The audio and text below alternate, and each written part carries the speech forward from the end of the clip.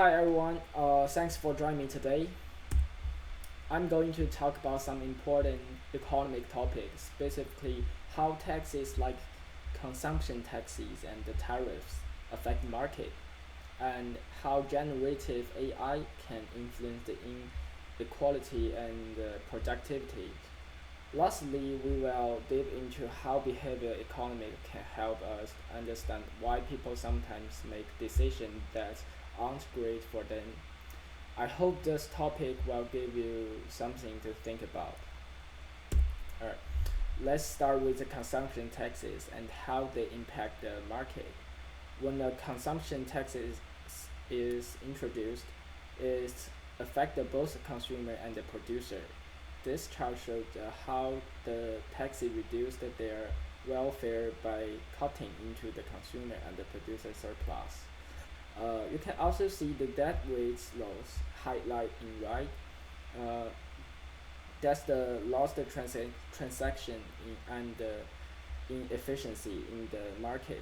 While the government gain revenue from the taxes, the overall economic welfare is the reduced, which is what we need to think about when introducing taxes. Next up, let's talk about tariffs and how they affect the imports, like consumption taxes. Tariffs increase the price of goods, but here, domestic producers are the one benefiting at the expense of the consumer. You can see how the price goes up after the tariffs is applied, making import more expensive. This created a debt race loss as well because fewer goods are traded, while tariffs protect the domestic producer. They still create inefficiency just like the consumption tax, but the surplus shift more toward producer.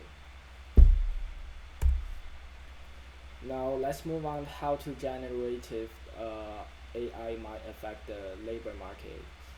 In this first scenario, AI could actually help to reduce inequality. How? By automating the repetitive tasks and giving the more people, especially those with lower income access to better paying jobs. So in this case, AI is leaving the playing field by opening up a new opportunities for workers who might have been left behind otherwise. But on the flip side, AI could also make inequality worse. In this scenario, it's the highly skilled workers who benefit most from AI, while lower skilled jobs get replaced. As a result, the income gap widens. Those with high tech skill get ahead, while others are left behind. This is one of the big concern about AI in the workforce. Now let's look at how AI could impact the productivity. In this first scenario, AI boosts the productivity significantly by automating tasks and driving innovation. You can see on this chart how aggregate supply curve shifted to right, which means we get more output at a lower price. AI can make the economic more efficient, increasing the production and lowering cost, which is the ideal outcome. But AI doesn't always have a massive effect. In some industries, the adoption of AI might be slow, or its impact could be minimal. In this case, you see there's no big shift in productivities. This supply curve barely move. This showed the while AI has the potential to drive a big change, its actual impact depends on how quickly it's adopted and how relevant it is each industry. Lastly, let's talk about behavior economic and why people sometimes make unhealthy choices even when they know better. A big part of this is what we call the present bias.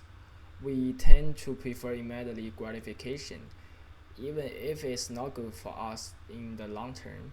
This also states core bias, which means we stick to what we know, like unhealthy eating habits, simply because it's familiar. This is basically explain why people don't always make the best choice for their healthy, even when healthier options are available. To wrap things up, we've talked about the effective of consumption taxes and the tariffs on market, how generative AI could either reduce or increase inequality, and how it could either boost or have a little impact on productivity. Finally, we looked at how behavioral economic helps explain why people make the choice they do, even when it might not be the best of them. Thank you for all listening. If you have any question, I'd be happy to answer them. Thank you.